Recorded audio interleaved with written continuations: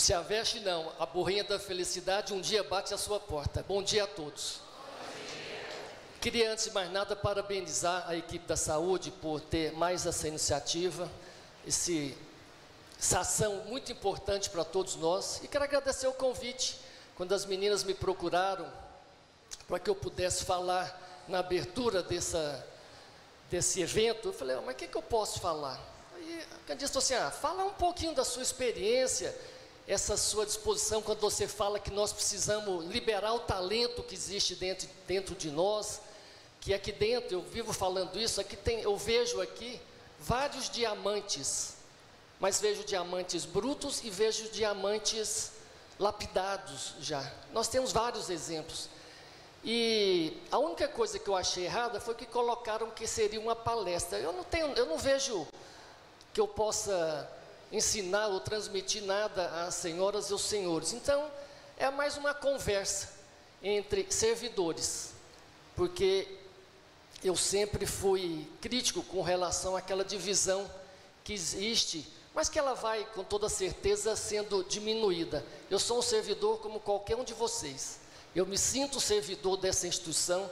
Comecei como servidor do Ministério Público de Goiás, comecei como servidor do Ministério Público de Tocantins. É por essa razão que eu fiz questão de vir com essa camiseta, para dizer a vocês e a mostrar a vocês que eu tenho orgulho de pertencer a essa instituição, e que nós todos juntos podemos fazer mais e melhor.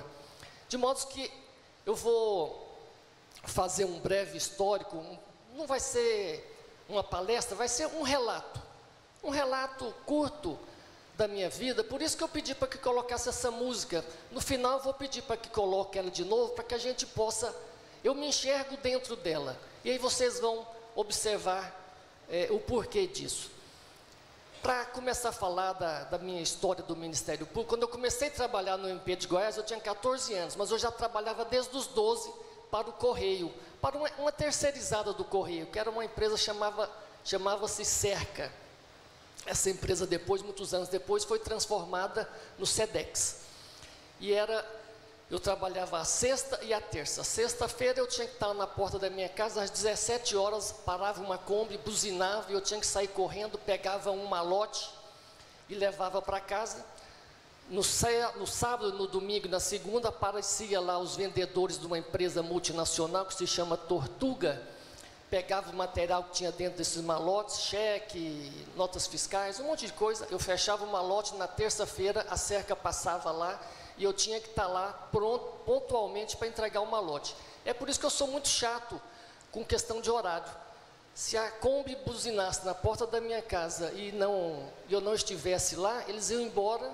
E durante 2 anos que eu trabalhei para essa empresa, eu nunca perdi o horário.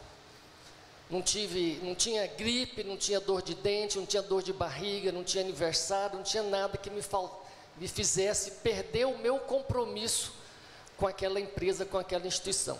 Muito bem, um dia eu estava lá na porta da minha casa, sentado em cima do muro como esse, veio a minha mãe e a minha avó lá distante, e eu via que elas estavam com a face diferente, estavam alegres, e passaram assim na minha porta e falaram, Júnior, vem cá, vamos conversar, tem uma notícia boa para te dar.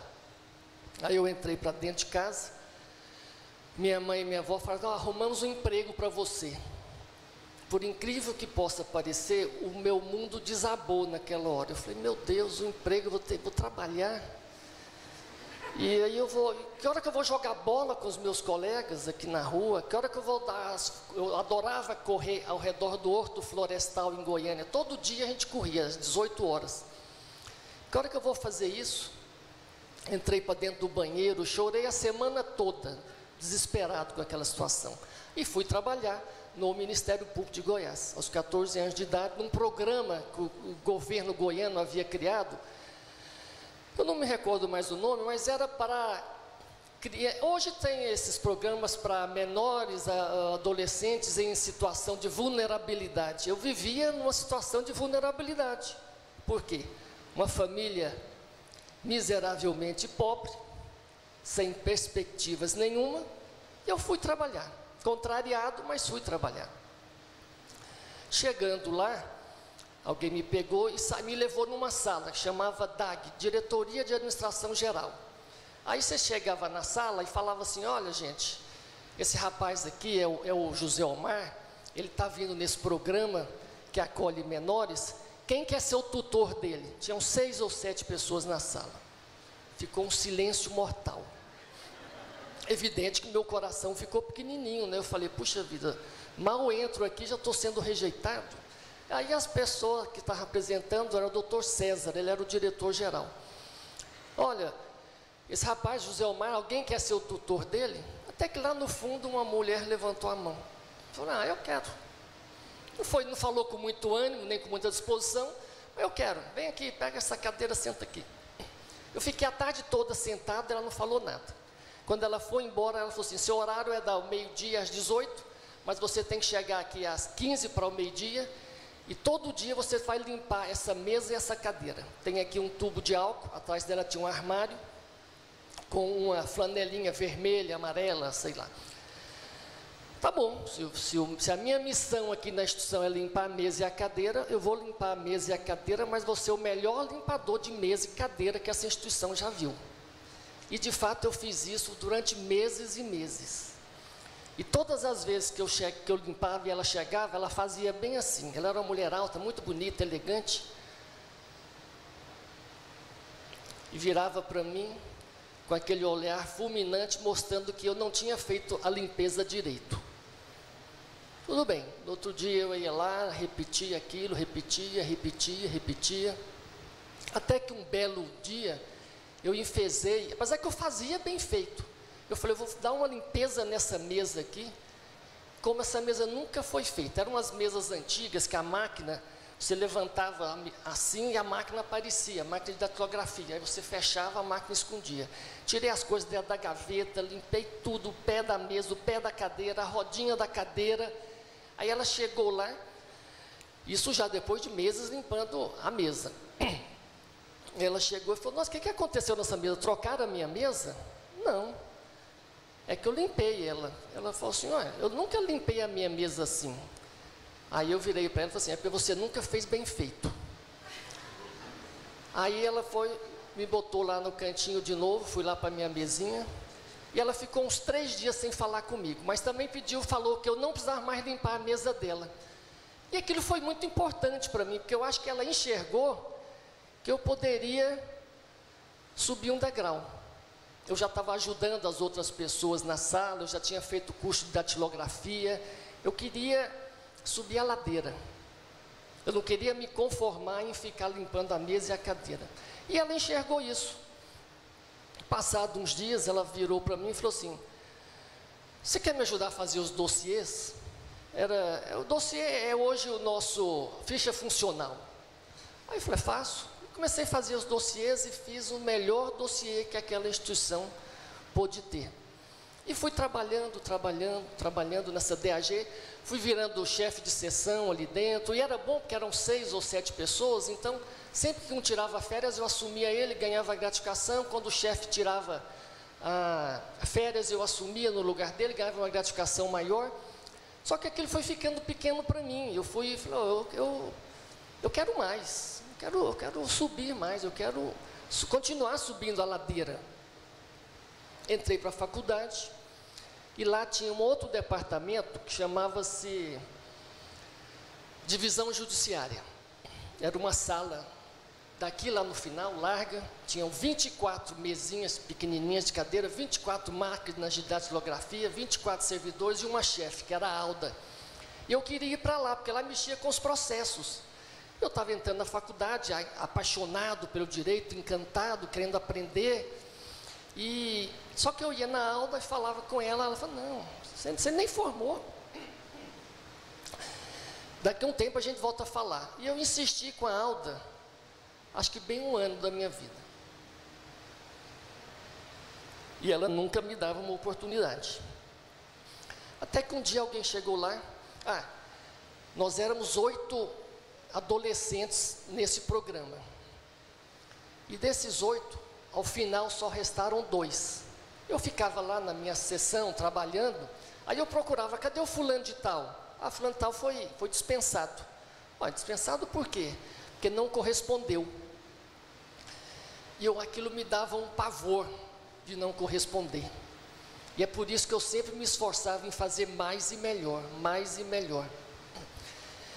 E é por isso que eu me tornei eu brinco, né, nessas visitas que a gente tem feito aí nas promotorias, eu falo que eu me tornei uma pessoa chata e criteriosa, porque eu sempre tive isso comigo, eu sempre tive essa mentalidade da iniciativa privada lá atrás, quando eu falei que se a Kombi buzinasse 3 vezes eu não saísse lá, eles iam embora.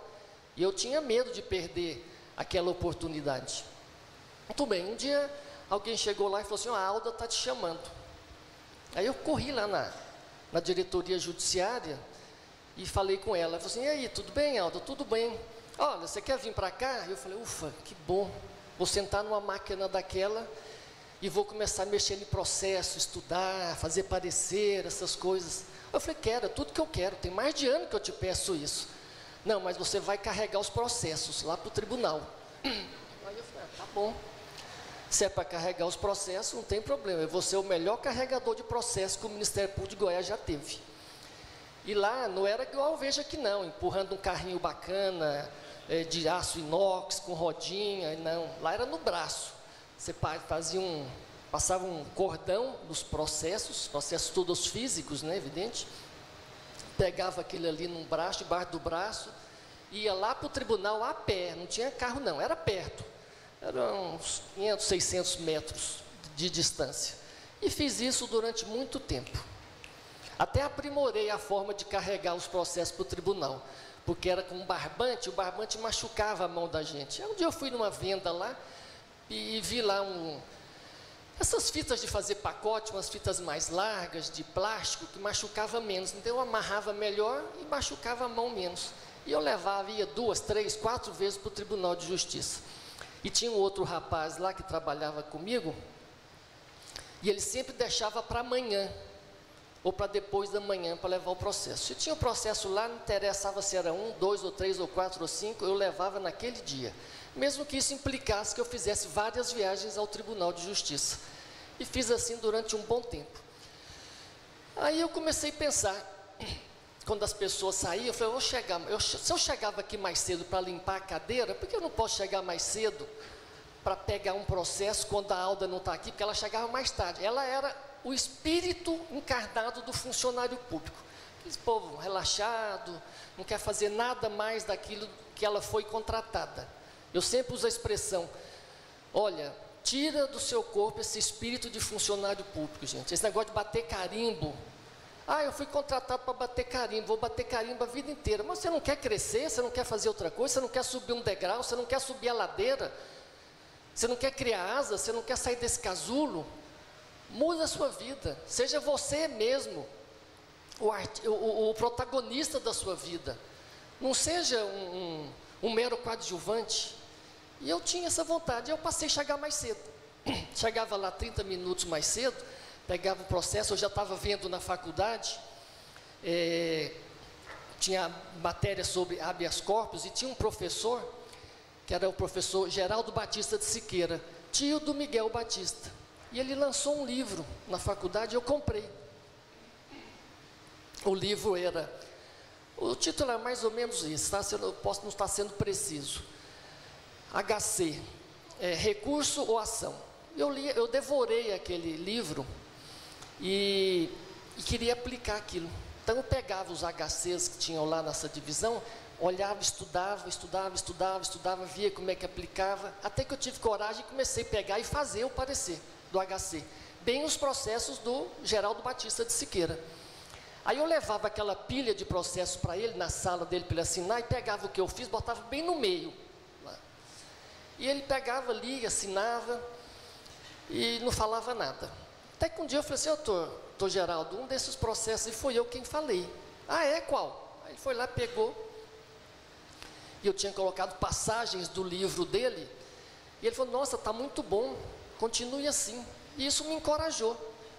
E eu continuei fazendo isso, pegando os processos, mesmo sem a Alda ver, e aí eu fui crescendo, tinha outros procuradores que eram meus, que eu me dava melhor, e fui pegando o processo da doutora Mirtes, fui pegando o processo da doutora Nilma, que é a mãe da nossa colega Juliana, de Porto Nacional, e fui fazendo. E aí eu fui crescendo, depois eu fui passando para o para uma apelação criminal, fui falando em outros processos. Ao longo do tempo, a Alda aposentou e os meus colegas todos foram no procurador-geral pedir para que eu fosse o chefe deles. Isso, evidentemente, que passaram-se anos, né?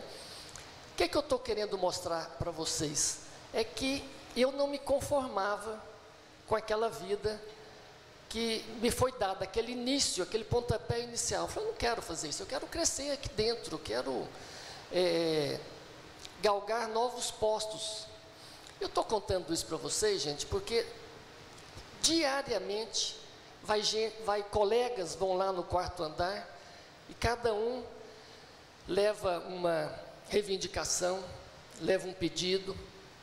Eu tenho numa gaveta lá aproximadamente uns 50 currículos de gente dessa casa e de gente de fora da casa, de gente de outros estados, pedindo uma oportunidade.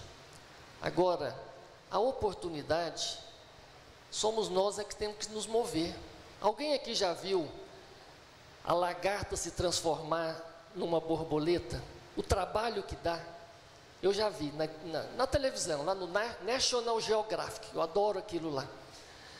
Ela luta, ela luta, ela luta, ela rola para um lado, ela rola para o outro, ela dá cambalhota, ela pula para cima, parece que ela não vai conseguir, até que ela consegue, por esforço próprio. Não foi ninguém lá e abriu o casulo daquela lagarta, para que ela se transformasse na borboleta. Não foi ninguém lá e colocou asas naquela borboleta, ela criou as asas, rompeu o casulo e ganhou novos ares. Foi ser feliz, foi ser livre, foi encantar as pessoas, foi encantar o meio ambiente, foi ajudar a polemizar outras flores, outras plantas. Então, a mensagem que eu estou querendo deixar para vocês é isso. Vamos encantar as pessoas, encantar com o nosso conhecimento, encantar com a nossa expertise, encantar com o nosso talento. Aqui está cheio de gente talentosa. Alguns deixaram esse talento explodir, outros estão retendo esse talento. Estão lá acanhados, desencorajados. Não vai ser o procurador-geral que vai enxergar o talento de vocês, falar, abra o talento do seu peito, deixa ele explodir, mostra a sua capacidade. Somos nós mesmos que temos que fazer isso. Ninguém foi lá falar, ó, Mar, vai lá atrás da Alda para ver se você consegue. Eu vi que eu tinha aquilo lá, que eu tinha oportunidade, eu acreditei naquilo. Muito bem, quando eu estava lá na diretoria judiciária, eu começava a assistir na televisão criação do Tocantins, Siqueira Campos fazendo greve de fome lá no Congresso Nacional, e eu comecei a acompanhar aquilo, e eu ficava encantado com a vibração daquele homem lá, né? E via na Assembleia Legislativa, lá perto do Ministério Público, o Totó Cavalcante também fazendo greve de fome, e eu passei a acompanhar o procedimento de criação do Tocantins, torcendo para que fosse criado, porque eu falei, eu vou para lá. Eu queria vir para o Tocantins, porque quando foi criado o estado de Rondônia, eu quase fui, eu tive com um pé lá no estado de Rondônia. Meu sogro tinha fazenda lá, sogro, na época eu namorava a filha dele, né? Mas ele tinha fazenda, ele tinha avião, inclusive ele me propôs, olha, vai tirar o brevet, você vai pilotar o avião, você vai para lá, vai tomar conta da fazenda. Até aquilo me balançou. Mas eu pensei, bom, eu vou para lá, largo a faculdade, daqui uns dias, a minha namorada termina comigo, ele me manda embora, eu nem sou piloto mais e nem concluí o curso. Eu falei, eu preciso tomar uma opção, fazer uma opção. Eu optei por continuar com o curso, porque eu tinha certeza que aquilo ia abrir bons caminhos para mim. E aí vim acompanhando a história do Tocantins até que criou. 5 de outubro de 1988, marcaram-se as eleições e teve eleição, foi eleito governador, e o tempo foi chegando e nada acontecia, né? E eu falei, como é que eu vou fazer agora? Aí eu peguei um ônibus, vinha em Porto Nacional, porque eu sabia que o procurador-geral estava lá. Eu já o conhecia, ele era promotor de justiça de Goiás. Fui falar com ele lá. Ele não me deu muito crédito na hora, é verdade.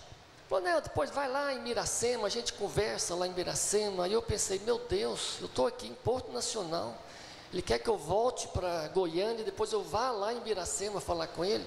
Mas tudo bem. Se para romper o meu casulo eu preciso ir lá em Goiânia e depois pegar a Transbrasiliana e voltar para Miracema, eu vou fazer isso. E fiz. Fui para Goiânia, fiquei lá, comentei com a minha esposa, ela não botava muita fé nisso. Aliás, ela nem queria, para falar a verdade. Vim aqui em Miracema, falei com ele, deixei o currículo com ele e voltei para Goiânia de novo. E continuei trabalhando, cuidando da minha vida.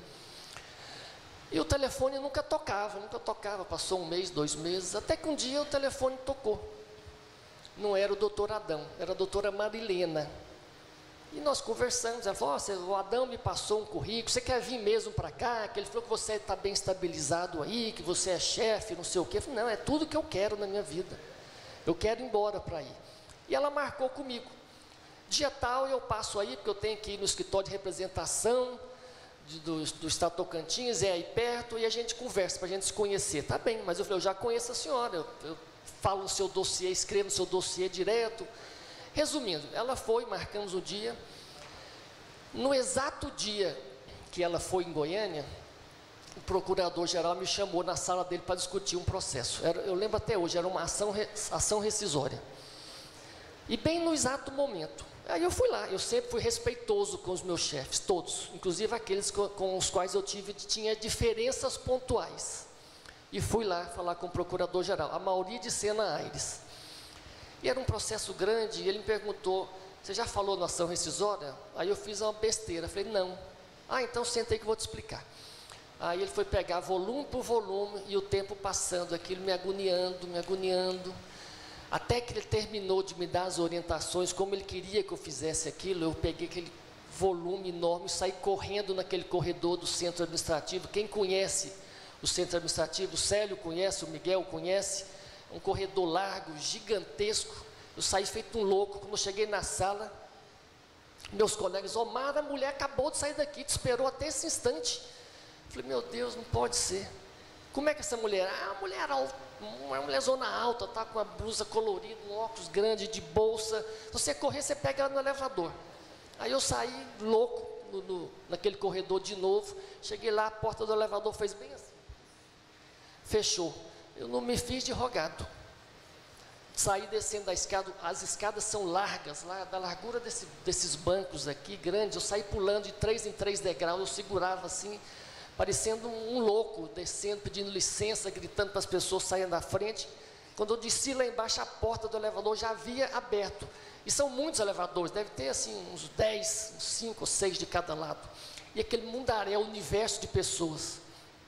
Aí eu corri lá para frente delas e fiquei assim, como eu sou aqui, observando, para ver se eu identificava quem era uma mulher alta, de óculos grandes, de blusa colorida, com bolsa. E não consegui enxergar. Aí eu corri mais para frente, porque na frente do prédio tem uma calçada gigantesca de pedra portuguesa. Eu fiquei lá observando, desesperado, até que eu identifiquei uma mulher. E tive coragem e ousadia de chegar nela e falar, bom dia, tudo bem? A senhora é a doutora Marilena? Ela falou, sou. Como é que você sabe? Não, porque me mostraram a senhora. Né? Meu nome é Omar. E comecei a conversar com ela ali em pé, na calçada. Ela falou, o senhor quer ir para lá, para o Tocantins? Quero, não sei o quê, não. Então eu vou te ligar daqui uns dias de novo. O senhor vai mesmo? Vou, pode ficar tranquilo. Eu vou ser o seu assessor lá na...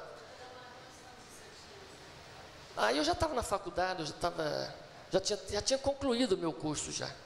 Né? Eu já tinha 24 anos, por aí, 25, não me recordo mais. Já estava velho já.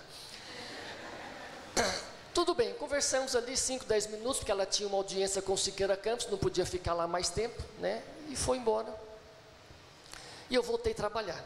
Daí uns dias o doutor, uma semana depois, 2 semanas, e era uma agonia esperar esse telefonema, que nunca chegava.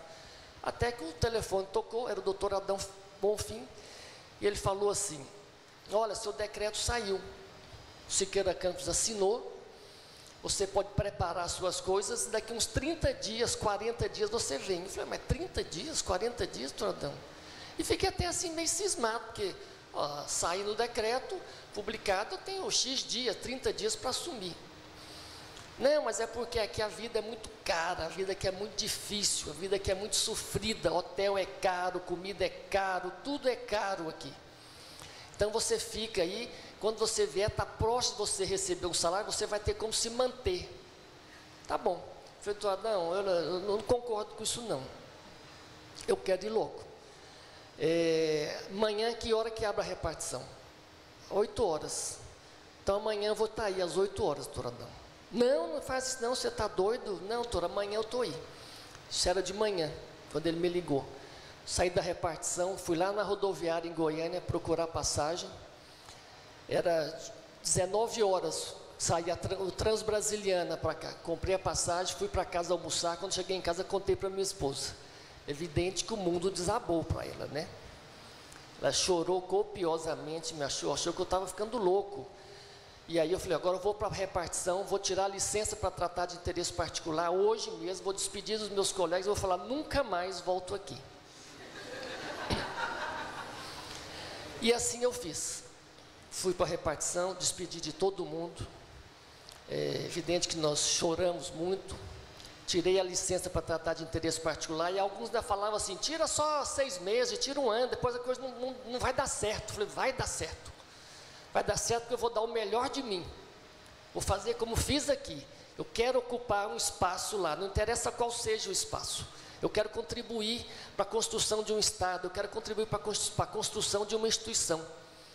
E voltei para casa. Quando eu cheguei em casa, estava meu pai, minha mãe, meus irmãos, meus amigos, meu sogro, minha sogra, e todo mundo lá falando que aquilo era um ato impensado, era uma loucura.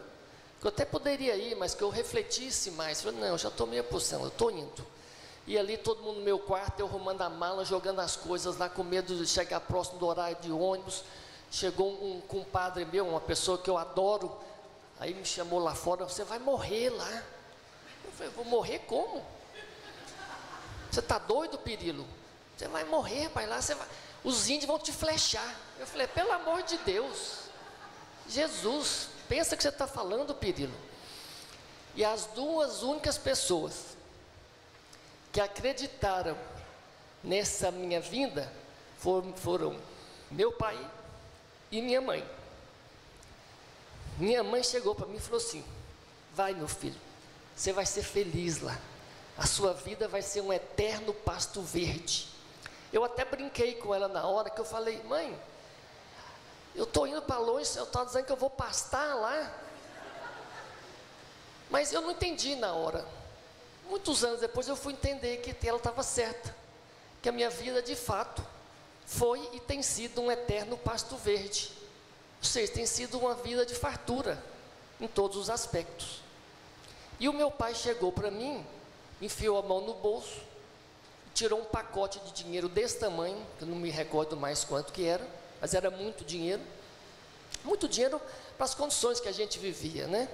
E me deu, toma, para ajudar nas suas despesas. Entrei dentro do ônibus e vim embora. Saí arrastando a minha mala, não arrastando não, porque nem tinha, era mala de carregar mesmo. E saí lá em Miracema procurando onde que era o Ministério Público. Aí me mandaram para o fórum, não era para o fórum, me mandaram para outro lugar, até que eu acertei lá onde que era o lugar.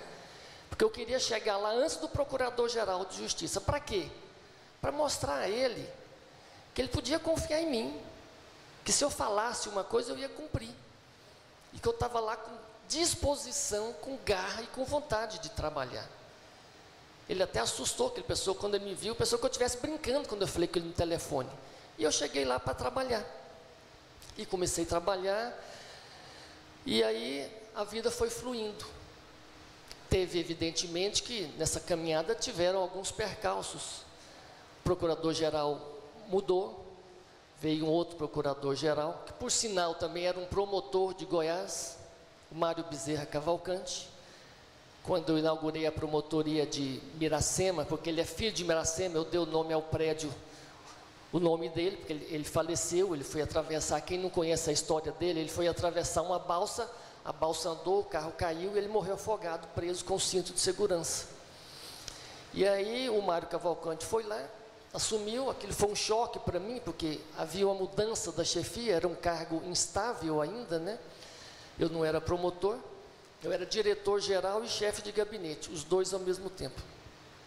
E aí, o Mário Cavalcante assumiu. O que eu me vi compelido a fazer? Sentei lá na máquina de datilografia e fiz um termo entregando o cargo, colocando o cargo à disposição dele, né? Porque era o que a ética me determinava a fazê-lo, para que ele pudesse montar a sua própria equipe. Levei para ele, era um gabinete, um cubículozinho desse tamanho, ele pegou os papéis e fez mais ou menos assim, leu, depois que ele leu, ele começou a rasgar, e rasgou bem pequenininho, rasgou em muitos pedaços, vários pedaços, até que ele jogou no lixo e falou assim: você está me achando que eu sou um homem burro? Eu falei: não, doutor. Aí eu pensei, né, meu Deus, o que foi? Será que ele ficou ofendido? Eu não sou um homem burro. Você acha que eu cheguei onde eu cheguei sozinho, Omar? Eu falei: não, senhor. Pois é, eu cheguei sempre acompanhado de boas pessoas. Meus tempos, sempre me procurei me cercar dos melhores. Eu jamais ia aceitar isso. Até porque ele era procurador-geral do Estado também. Estava envolvido com as desapropriações e não sei o quê. Quem vai tomar conta disso aqui é você. Eu vou para lá, você faz tudo o que tiver que fazer aqui e leva lá para mim.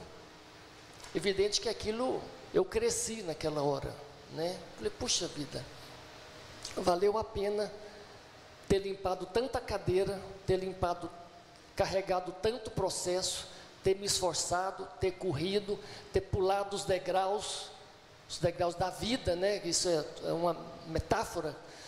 E valeu a pena ter entrado dentro da Transbrasiliana, indo e voltado todos os fins de semana para Goiânia. Eu estava ali começando a colher os frutos desse trabalho. Eu estava enxergando aqui, puxa vida, rompi mais um casulo na minha vida. E aí fomos trabalhando, daí um tempo ele se desentendeu com o Siqueira, foi embora, assumiu outra procuradora, que me manteve, logo em seguida teve o concurso, e eu sempre com essa mentalidade de iniciativa privada. Eu já falei para muitos aqui, já ouviram eu falar isso. Colegas, se você quiser que a burrinha da felicidade bata a sua porta, e se você acha e acredita que a burrinha da felicidade está aqui nesse prédio, isso tudo que eu estou falando serve para a sua vida funcional, mas serve para a sua vida privada também, lá fora. É fazer o melhor, não é só aqui não é porque eu sou procurador-geral que eu estou pedindo isso não, eu falei isso a vida inteira. E aqui tem vários exemplos de pessoas que romperam esse casulo e explodiram. Estou vendo, vou pegar, eu nem queria fazer isso para não expor as pessoas, porque a Célia, por exemplo, ela é tímida. Mas um dia eu estava no meu gabinete e alguém chegou lá, um monte de processo, parecer. Ela falou: isso aqui foi eu quem fiz. Interessante, ela nem sabia dessa história. É a primeira vez que eu conto isso, que eu pegava os processos escondidos para fazê-los. E a Célia pegou: esse aqui foi eu quem fiz. Aí eu peguei e li o processo. Puxa vida, parabéns, que coisa bacana, que trabalho bem elaborado, bem feito, criterioso. E foi trazendo mais um, até que, de telefonista lá, 20 anos atrás, 25 anos atrás, virou uma assessora. Pessoa que faz tudo o que tiver que fazer naquele gabinete, ela faz. Rompeu os casulos, deu o primeiro passo na caminhada da sua vida e chegou onde... Está até me copiando, eu bem tenho até kitnet para alugar depois aí. Virou minha concorrente. E aí eu podia estar citando aqui, gente, mais uma infinidade de exemplos. Mas ao mesmo tempo, e isso me entristece, às vezes eu vou num departamento, numa sala, aí eu entro lá e eu vejo uma cara de repartição pública. Eu vejo lá, a sensação que eu tenho é que eu cheguei na Secretaria da Administração, sem querer desmerecer a Secretaria da Administração. Ou cheguei na Secretaria da Saúde, aquele espaço bagunçado, desorganizado, esculhambado, né, e que não condiz com o perfil do seleto quadro de servidores do Ministério Público. Há 20 anos eu faço isso. Toda vez que eu vou fazer uma abertura, eu falo: olha, quero agradecer a presença do seleto quadro de servidores do Ministério Público, porque de fato somos seletos.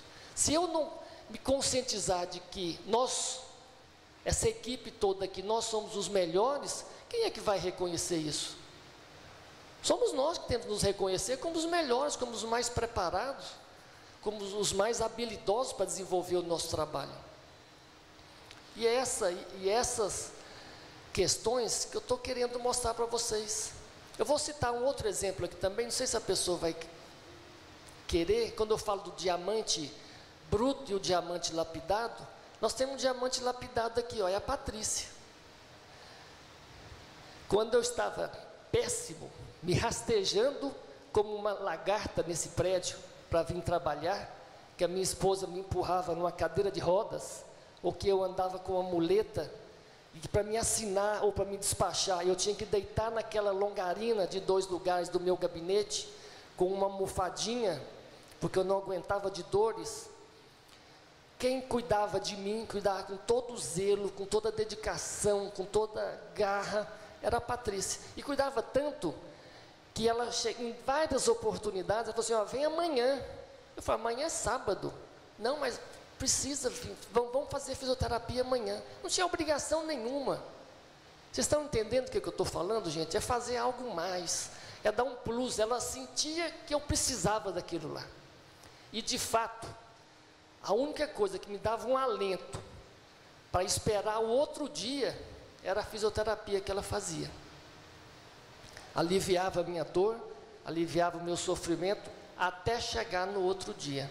E ela veio no sábado. Mas não bastava, é um diamante tão lapidado. Depois eu vou falar sobre diamante, porque eu já tive um garimpo de diamantes. Tive um de ouro e tive um de esmeralda, aqui no Tocantins. É evidente que eu perdi dinheiro em todos, né? Por quê? Porque eu não tenho talento para isso. Eu não tenho expertise para isso, não tenho conhecimento para isso. E não tinha proximidade. Conhece o ditado de que é o olho do dono que engorda a boiada? Como é que eu vou administrar um garimpo de diamante que está a 700 quilômetros da minha casa, ou do meu serviço? Estava lá, depois de Araguatins, no povoado chamado Natal.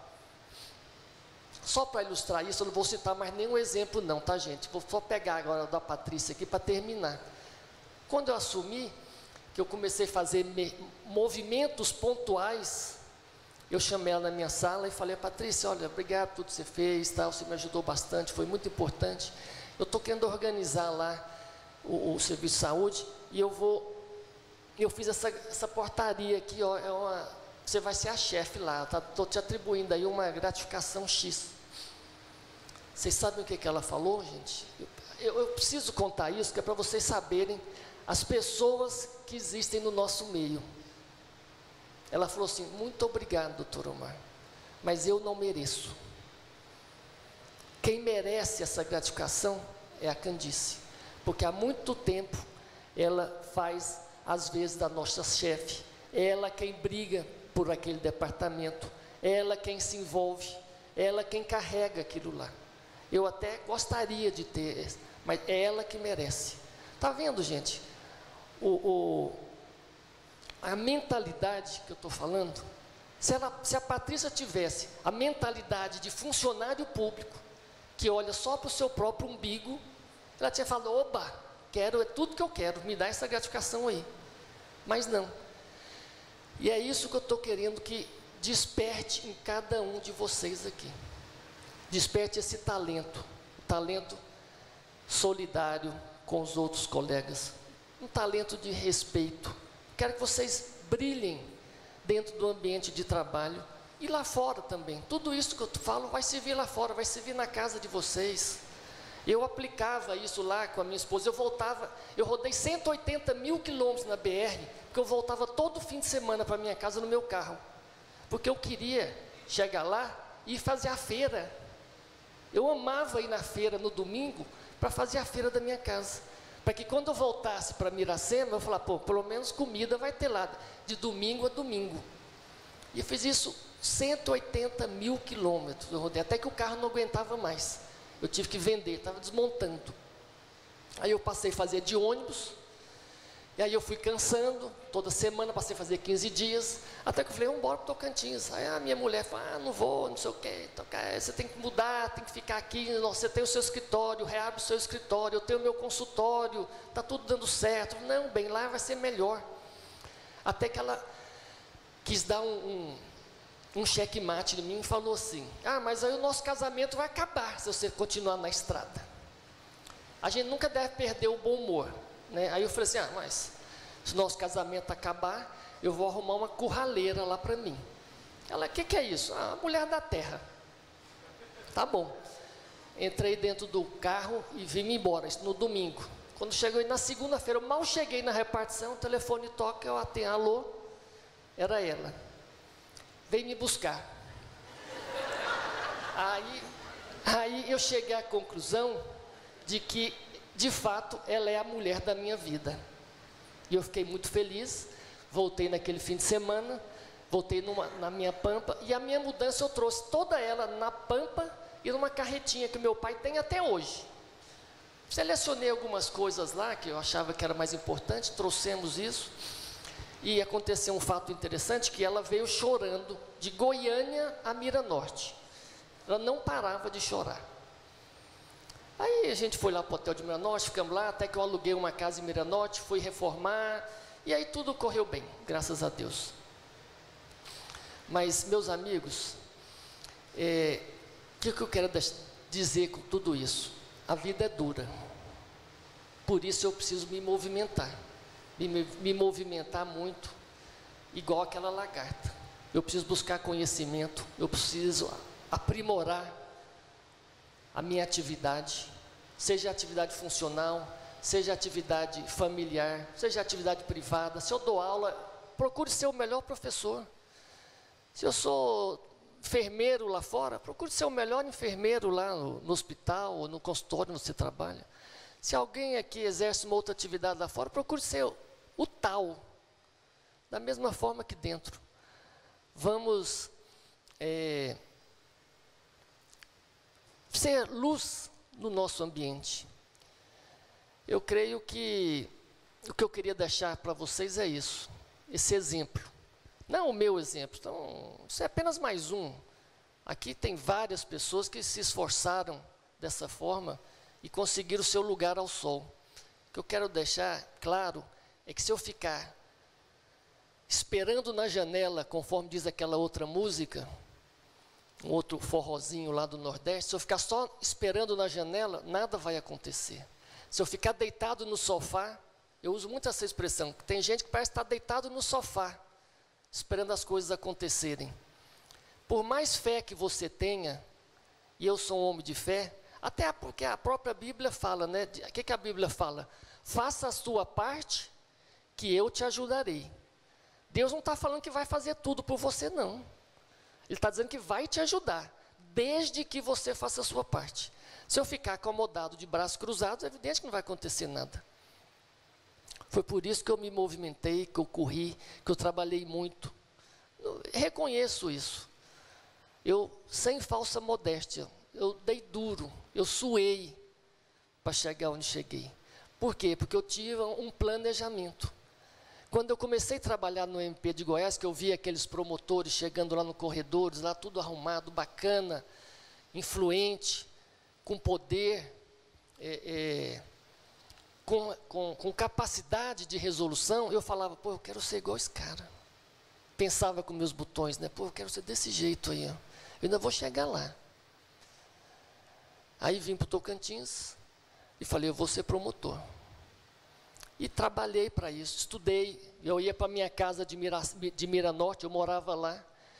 Minha esposa ficou grávida, foi para Goiânia dar luz, eu fiquei sozinho, estudava até 3, 4 horas da manhã, até dormir com os livros caírem assim na cama. Depois que eu botei o pé no Ministério Público, eu falei: sabe, eu sei trabalhar nessa instituição. Eu sei como é que faz as coisas aqui, agora eu quero ser procurador-geral. E vou trabalhar para isso. Sem desmerecer qualquer um de promotores ou procuradores. E fui ser, e me candidatei, eu era promotor de segunda entrância, os colegas acreditaram em mim, e foi assim. Não quer dizer que foram só festas ou alegria. Tem os momentos de dificuldade, mas nunca me desanimei. Sempre enfrentei os desafios, nunca varri para debaixo do tapete. E é o que eu estou querendo que vocês façam essa reflexão. Eu era um servidor um menino sem as mínimas expectativas lá em Goiás.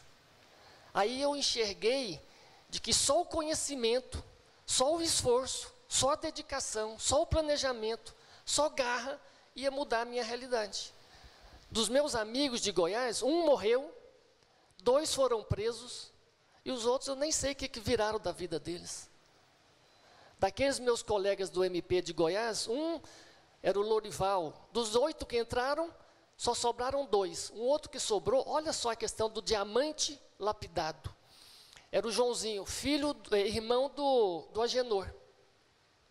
O Joãozinho entrou comigo, ficou lá no Ministério Público de Goiás esses anos todos, aposentou-se, comprou uma chácara numa cidadezinha ali das redondezas de Goiás e foi curtir a vida dele. Um belo dia ele está na casa dele, toca a campainha, ele vai lá abrir, quem é que está lá na porta dele? O Procurador-Geral de Justiça da época. Ele falou: doutor, como é que vai? Vamos entrar, não sei o quê. O que eu posso servi-lo? Olha, nós estamos precisando de você, queremos que você volte. Você está fazendo tanta falta lá na instituição, você é importante para aquela instituição. Volta, vamos trabalhar. E ele voltou. Está lá, servindo no estado de Goiás novamente. Por que aconteceu isso com ele? Porque ele era bonitinho, tão... Muito pelo contrário, ele era gigante desse tamanho, grandão. Porque ele era bom naquilo que ele fazia. Ele conseguiu se destacar no universo de servidores que tem o Ministério Público de Goiás.